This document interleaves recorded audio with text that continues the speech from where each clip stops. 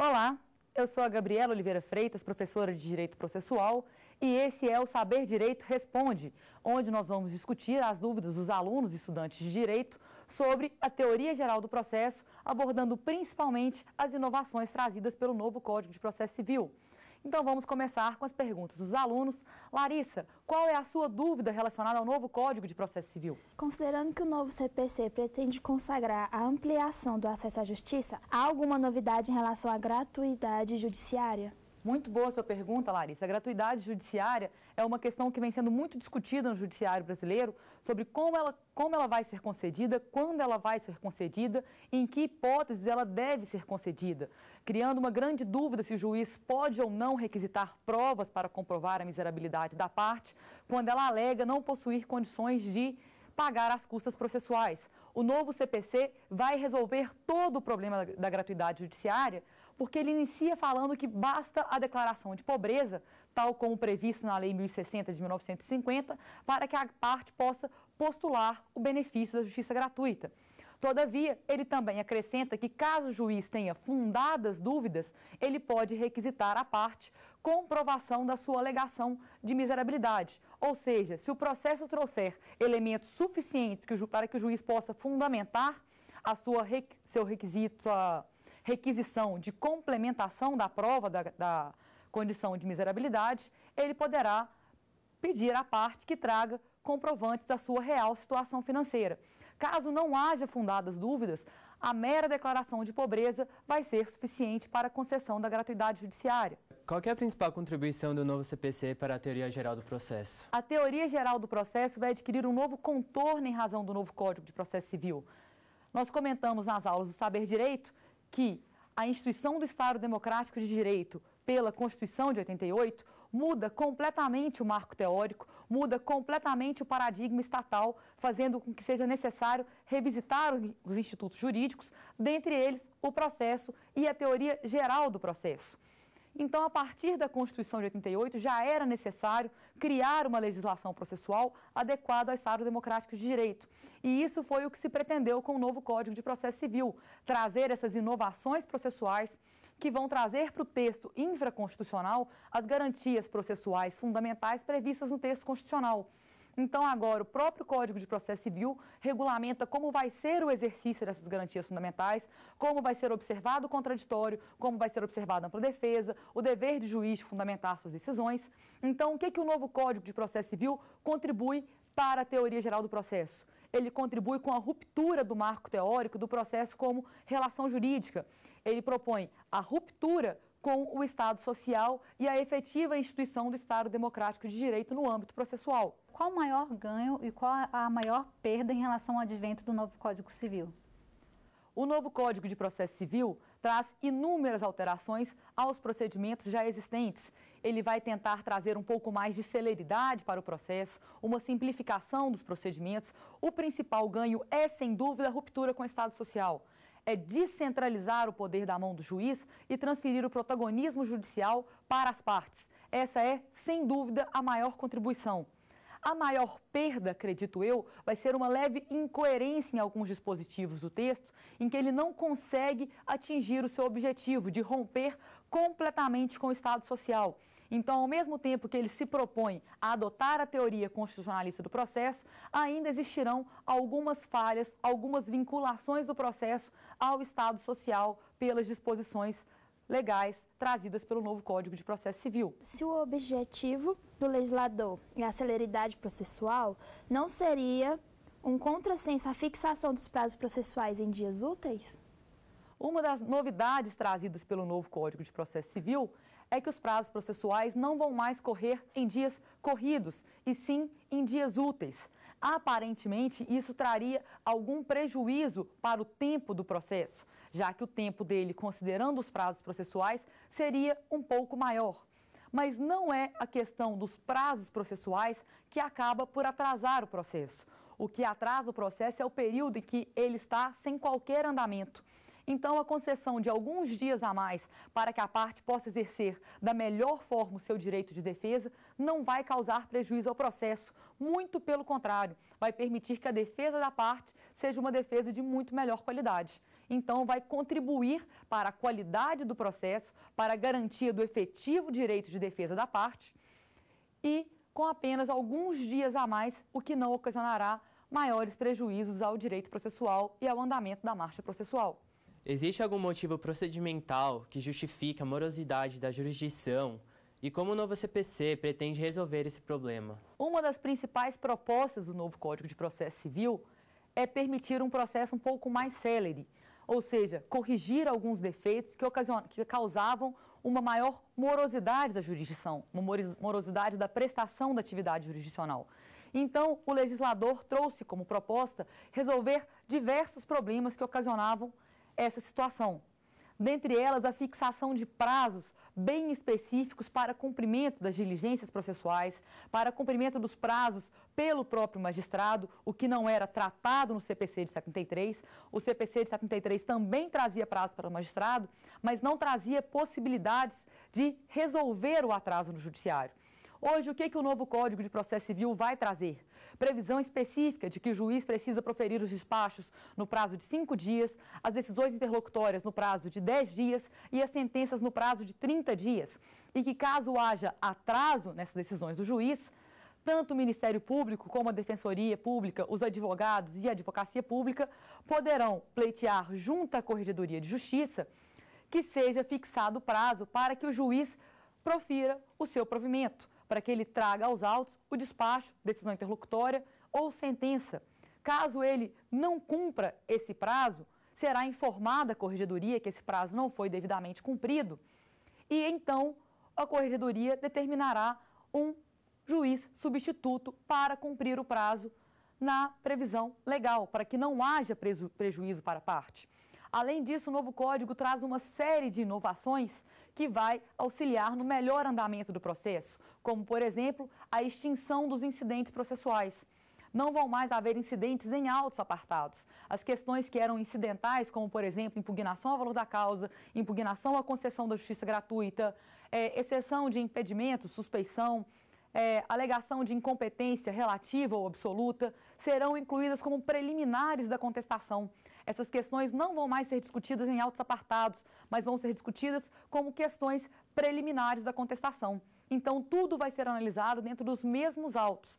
E uma outra questão bastante interessante que o novo Código de Processo Civil traz é a possibilidade de que o juiz profira sentenças parciais. A partir de um momento em que uma determinada questão já se encontra incontrovérsia nos autos ou que já foi produzida prova suficiente nos autos, ainda que não tenha decorrido todo o iter procedimental, o juiz poderá resolver aquela questão desde já. Ele não vai precisar esperar até que chegue a sentença para que ele decida aquela questão. Como, por exemplo, numa ação de divórcio, em que as partes estão de acordo em relação ao divórcio, mas não estão de acordo com a partilha de bens. Se o divórcio já é incontroverso, o juiz já pode decidir antecipadamente pela decretação do divórcio, deixando para o final a discussão somente sobre a partilha de bens.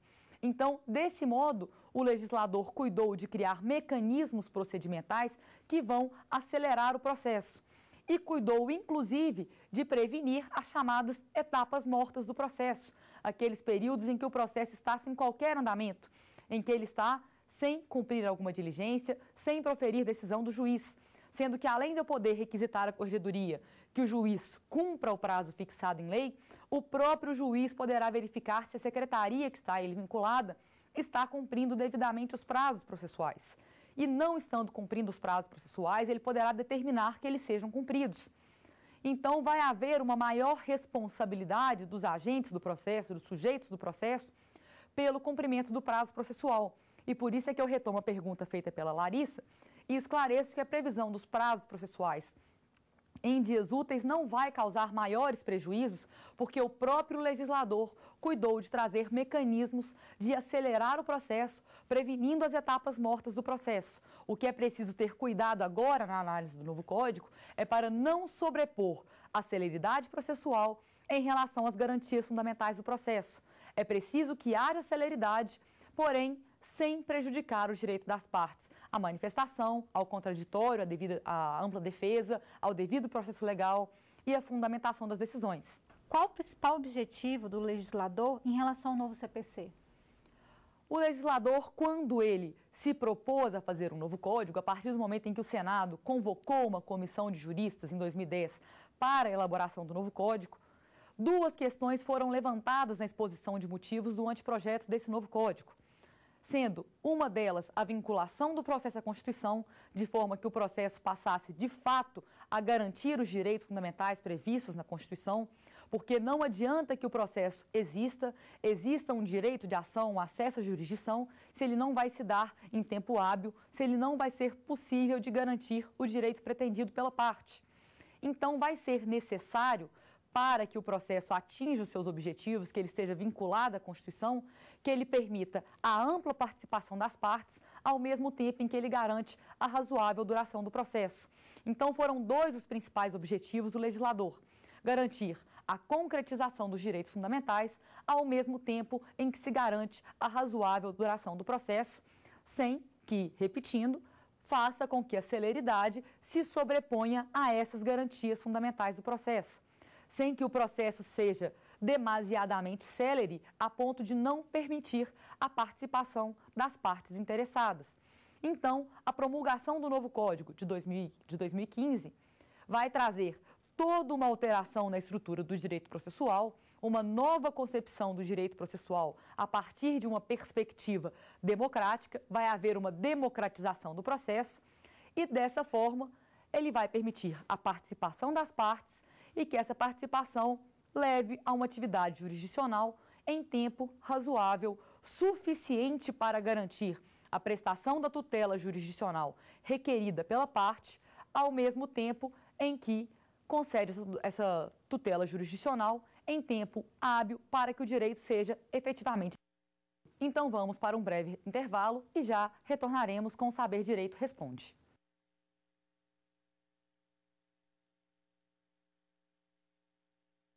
Estamos de volta com o Saber Direito Responde, sanando as dúvidas dos nossos estudantes de Direito em relação à teoria geral do processo, principalmente relacionada ao novo texto do Código de Processo Civil, promulgado no dia 15 de março de 2015. Então, voltamos às dúvidas dos nossos alunos. Larissa. Professora, como fica essa punição em caso de litigância de má-fé se houver litisconsórcio? Então, nós teremos uma mudança legislativa relacionada à punição por litigância de má-fé. O próprio legislador já cuidou de punir de forma mais grave pela litigância de má-fé. Normalmente nós estamos muito preocupados em falar sobre a atuação do magistrado no processo, a atuação do advogado no processo, mas também é muito importante considerar a atuação das partes.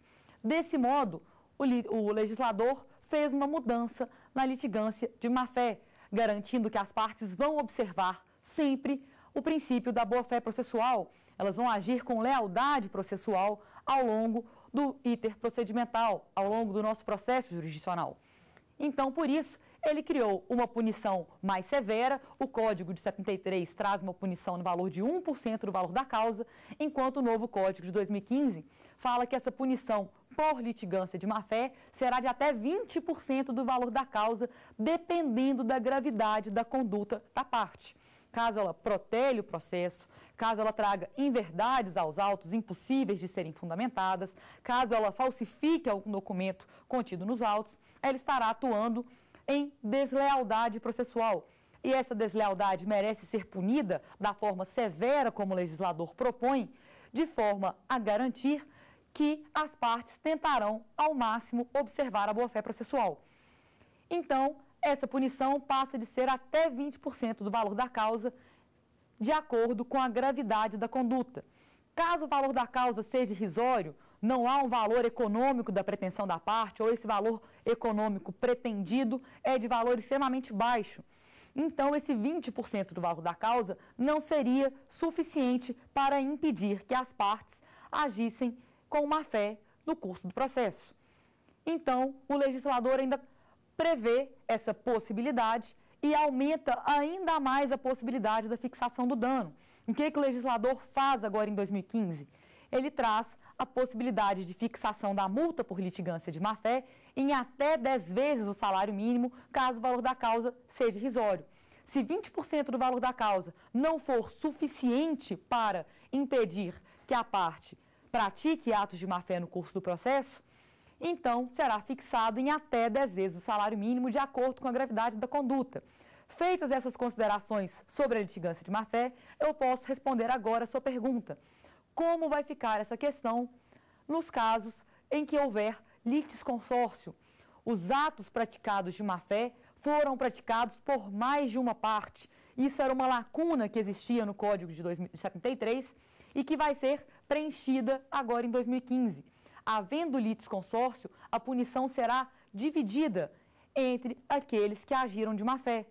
Caso eu tenha 2 réus e os 2 agiram de má-fé com manifesto propósito protelatório na ação em abuso de direito de defesa, eles serão punidos com a multa de até 20% do valor da causa ou até 10 vezes o salário mínimo, sendo que cada um será punido na proporção do dano que causou, na proporção do ato que praticou.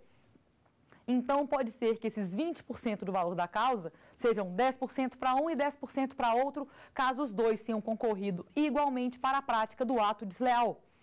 Caso essa prática do ato desleal tenha sido maior de uma parte do que da outra, essa parte arcará com uma multa, com uma penalidade maior do que a da outra parte. Então, havendo litisconsórcio, essa punição será dividida de acordo com a conduta de cada parte no curso do processo, com o que cada uma contribuiu para a deslealdade processual. Tendo em vista que o novo CPC estimula a resolução alternativa de conflitos por meio da mediação e da conciliação, como será decidido qual método será utilizado? Então, como mencionado nas nossas aulas, principalmente naquela em que abordamos o Instituto da Jurisdição, o novo Código de Processo Civil vai estimular a resolução alternativa de conflitos, tanto no âmbito judicial como extrajudicial. Ele vai incentivar que advogados, defensores públicos, Ministério Público e o próprio magistrado levem as partes a uma solução alternativa de conflitos, seja por meio da mediação, seja por meio da conciliação. Sendo necessário lembrar que a mediação existe quando o mediador, o terceiro, somente vai conduzir o diálogo das partes para que elas consigam chegar a uma solução do conflito por conta própria, enquanto o conciliador vai ter uma atuação mais ativa na resolução de conflitos. Ele vai poder sugerir para as partes soluções possíveis, ele vai poder trazer para as partes possibilidades de acordo, enquanto o mediador não pode fazer isso. Ele somente pode conduzir o diálogo. Já na conciliação, o conciliador pode interferir diretamente, podendo trazer sugestões para as partes, podendo inclusive aplicar práticas de técnicas negociais para conseguir essa solução alternativa do conflito. O que vai determinar qual método vai ser aplicado? Inicialmente, na redação inicial do Código, isso ficava um pouco vago e não era possível distinguir qual método seria aplicado em cada caso. Na redação final, que foi promulgada e sancionada pela Presidente, o Código resolveu a questão, informando que, havendo relação anterior entre as partes, será aplicada a técnica da mediação. Não havendo qualquer relação anterior entre as partes, será aplicada a técnica da conciliação. Isso porque na mediação, caso as partes já tenham algum relacionamento que tenha sido rompido ou que dele tenha surgido algum conflito, será muito mais viável a mediação para possibilitar essa reconciliação das partes. Enquanto na conciliação, como as partes nunca tiveram qualquer relação, seja ela familiar, seja ela obrigacional, não será possível uma reconciliação, já que essa relação nunca existiu. Então, a figura desse terceiro mais ativo vai simplificar a resolução do conflito. Dentro da perspectiva democrática do processo, preocupar-se mais com a atuação das partes, existe alguma alteração relevante relacionada à litigância de má-fé? Como já mencionado, a litigância de má-fé vai ser um instituto de extrema relevância no novo Código para garantir que não só o magistrado e o advogado atuem dentro dessa perspectiva democrática, mas também as partes. Isso principalmente considerando que eu vou trazer as partes como protagonistas do processo. Essa mudança de marco teórico do Código de 73 para o Código de 2015, essa superação do Estado social em instituição efetiva do Estado democrático de direito no processo, amplia a participação e a fiscalização popular dos atos estatais. Então, eu preciso garantir que essas partes vão atuar de acordo com essa perspectiva democrática. Isso significa que vai ser necessário punir de forma mais efetiva aqueles que agirem de má-fé. As hipóteses de litigância de má-fé trazidas para o novo Código são basicamente as mesmas previstas no artigo 17 do Código atual.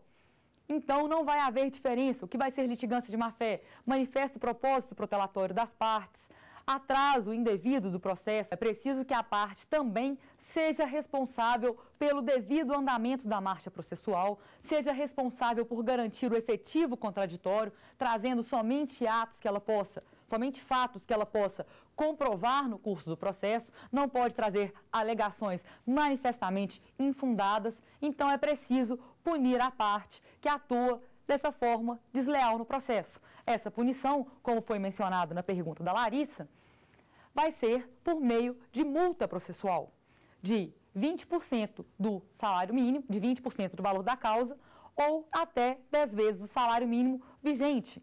Lembrando também que o novo Código traz a responsabilidade pelo dano processual.